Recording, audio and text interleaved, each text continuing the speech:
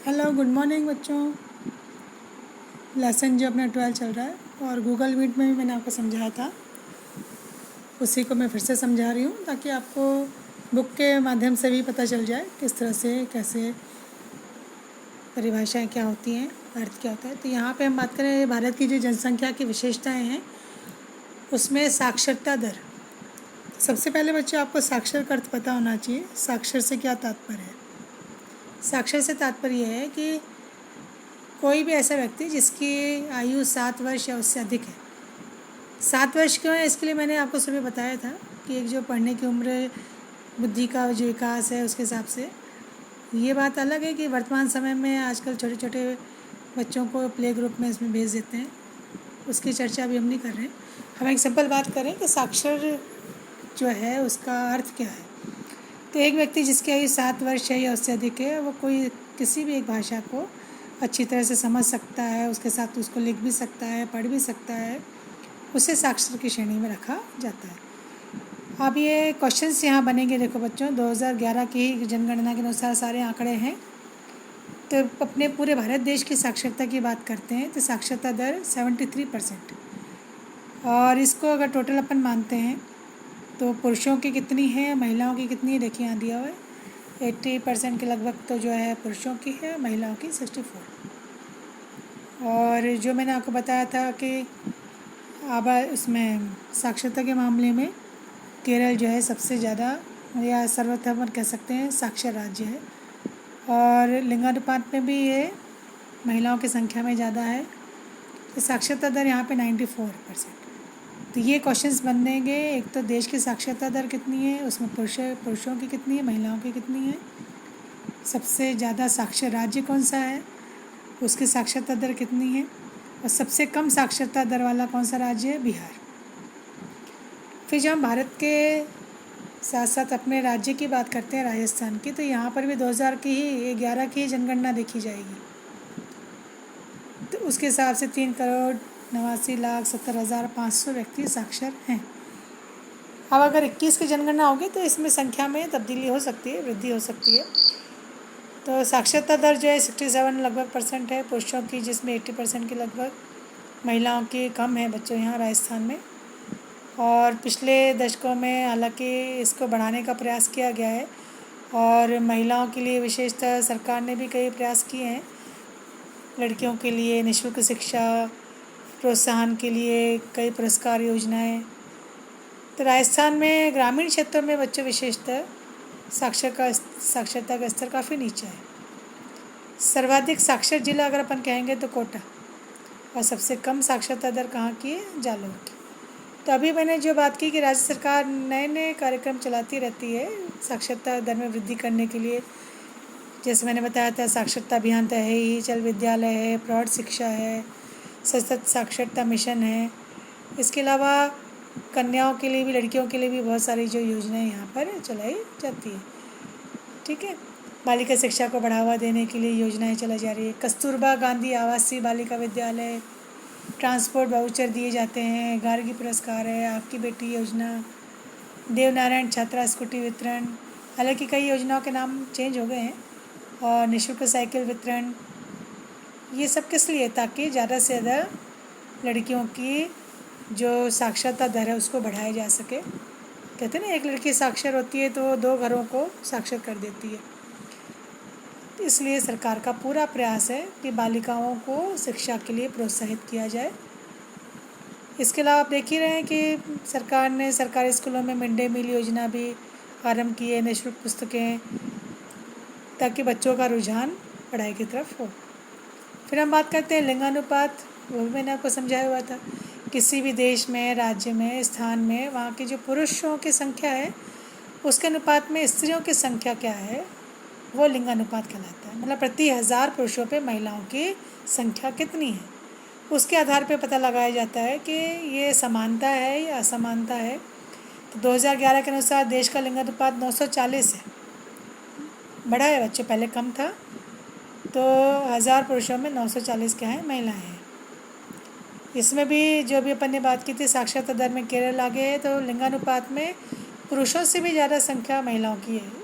मतलब 1000 में 1084 जो है महिलाएं हैं। हरियाणा लिंगानुपात में सबसे पिछड़ा राज्य। और इसके लिए आप कारण जानते हैं, हरियाणा यहाँ का अपन सुनते ही रहते हैं, भ्रूण हत्या के लिए बहुत ज़्यादा यहाँ पर मामले जो हैं सामने आए हैं। तो लिंगानुपात तो घटेगा ही वहाँ पर लिंगानुपात कितना है? 889। तो हम अपने राजस्थान की बात कर लें। राजस्थान में कितना है? 928, जो बढ़ा है। 2001 में कितना था? 921 ही था, उससे बढ़ा है। और अब तक की जनगणनाओं में ये अगर बढ़ता है तो ये प्रगति का सूचक है। डूंगरपुर और राजसमंद ज़िले जो हैं, यहाँ पे महिलाओं की संख्या ज़्यादा है पुरुषों के देखेंगे अपन अन्य राज्यों अन्य ज़िलों के हिसाब से। तो यहाँ पे 990 डूंगरपुर में है और राजसमंद में 988। सबसे कम जो है वो धौलपुर में है, यहाँ पे 845 ही महिलाएँ। तो यहाँ पे कारण कई सारे हो सकते हैं लिंगानुपात में जो महिलाओं की संख्या में कमी आ रही है। कई बार स्वास्थ्य सेवाओं के कारण भी हो जाता है, कई बार छोटी उम्र में जो अपन देखते हैं बाल विवाह हो जाना, महिला भ्रूण हत्या, कन्या वध है, भ्रूण हत्या है, ये बहुत सारी ऐसी चीज़ें हैं जो महिलाओं की संख्या को कम करती हैं। तो सरकार इसके लिए बहुत प्रयास कर रही है ताकि भ्रूण हत्या रोकी जा सके। आपने देखा होगा लिंग परीक्षण जो है वो अब नहीं किया जा सकता, क्योंकि इसके कारण क्या होता था कि कन्या अगर है तो उसका वध कर दिया जाता था। तो इसके लिए कन्याओं को जीवित रखने के लिए कई सारी योजनाएं सरकार चलाती है ताकि इनकी स्थिति में सुधार लाया जा सके। तो ये प्रयास जो है वो सरकार में केंद्रीय सरकार भी लगातार इसके लिए कार्य कर रही है। नगरीकरण है अभी जो शहरों का गाँव का ये जो विकास हो रहा है, तो यहाँ पे जो जनसंख्या का अनुपात बढ़ता जा रहा है, तो जो पलायन किया जाता है गांव से, तो पलायन भी बच्चों कई तरह से होता है, आर्थिक कारणों से, सामाजिक कारणों से। तो पलायन करके जब ये शहरों की ओर आते हैं तो और भी कई चीज़ें हैं जो उनको आकर्षित करती हैं। तो रोज़गार एक यहाँ का जो आकर्षण है शहर का, वो भी इनको यहाँ खींचता है। शोषण गांव में है तो उससे बचने के लिए भी ये लोग शहरों की ओर आ जाते हैं। तो ऐसे में क्या होता है, अन्य कई कारणों से शहरी क्षेत्रों का क्या हो जाता है, विस्तार हो जाता है, जनसंख्या वृद्धि हो जाती है। तो ग्रामीण क्षेत्र भी क्या हो रहे हैं, बढ़ रहे हैं। ग्रामीण क्षेत्रों का भी क्या हो रहा है, नवीनीकरण हो रहा है। तो वहाँ पर संख्या में वो नगर के क्षेत्र में उनके कैटेगरी में जो है वो आ जाते हैं।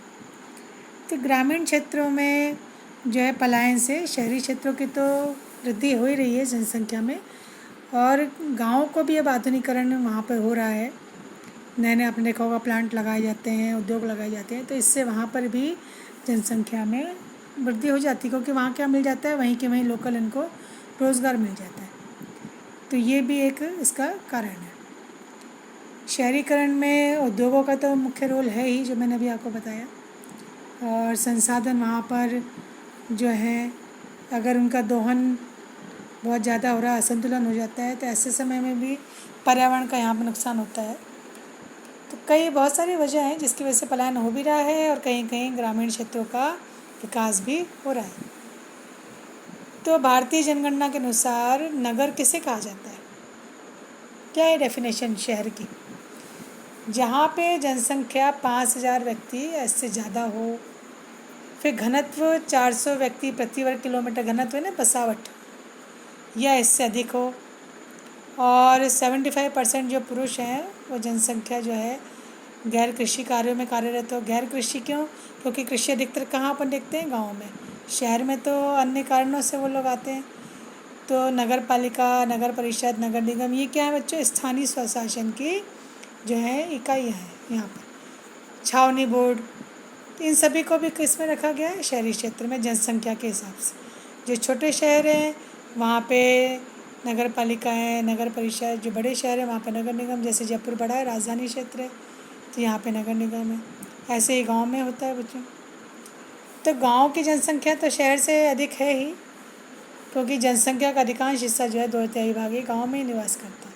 इसका कारण ये है कि अभी भी हम कह सकते हैं कि भारत की अर्थव्यवस्था किस पर डिपेंड है, कृषि पर अब धीरे धीरे क्या हो रहा है, लोगों का ये जो आकर्षण शहरों की ओर बढ़ता जा रहा है, चाहे वो रोज़गार के लिए हो, या शिक्षा प्राप्त करने के लिए हो, या अन्य सुविधाओं के लिए हो, ये जो शहर की ओर पलायन कर रहे हैं, इससे अब ग्रामीण क्षेत्र की जनसंख्या क्या हो रही है, धीरे धीरे कम होती जा रही है। अब ग्रामीण अगर देखें अपन तो कितनी जनसंख्या शहरों में निवास करती है, 70% तो भाग ग्रामीणों का ही है। पर हर दशक में अगर बात करें, दशक है ना 10 सालों में, तो शहरी जनसंख्या का परसेंटेज बढ़ रहा है। इसलिए कई बार शहरों में भी आवास की समस्या हो जाती है, अन्य समस्याएं भी हो जाती है। तो कुल जनसंख्या का 75% जो है ग्रामीण है और 24 के लगभग जो परसेंट है वो शहरी क्षेत्रों में निवास कर रहा है। और धीरे धीरे जो है 3/4 जनसंख्या ग्रामीण क्षेत्रों में जो निवास कर रही है, तो उसका कारण है कि वहाँ कृषि उनका मुख्य व्यवसाय बन गया है। और आपको तो ये पता ही है कि जब जनसंख्या बढ़ती है तो बहुत सारी समस्याएं भी हो जाती हैं। रहने की समस्या हो जाती है, क्योंकि इतने तो आवास होते नहीं हैं, तो ऐसे समय में वो कच्ची बस्तियों का निर्माण कर लेते हैं। भोजन की भी समस्या होती है, आवास की तरह ही शिक्षा, स्वास्थ्य सुविधाएं जैसे मूल आवश्यकताओं की पूर्ति नहीं हो पाती है, बेरोज़गारी हो जाती है, गरीबी बढ़ जाती है। इसके अलावा पीने के पानी की, बिजली की, यातायात की, सब जगह समस्याएं हो जाती हैं। तो सरकार को उससे निपटने के लिए बहुत प्रयास करने पड़ते हैं। और जनसंख्या में जो वृद्धि हो रही है, तो हम ये मानते हैं कि भाई जन्म दर में वृद्धि हो रही है और मृत्यु दर में क्या हो रही है, गिरावट हो रही है। तो इसके कारण जनसंख्या समस्या भी एक कारण हो गई।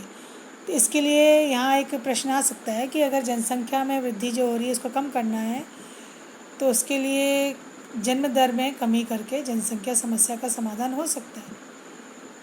सरकार इसके लिए परिवार नियोजन कार्यक्रम चला रही है। आपने कई बार स्लोगन देखे होंगे परिवार नियोजन के, छोटा परिवार सुखी परिवार, हम दो हमारे दो, इस तरह से बच्चे दो ही अच्छे।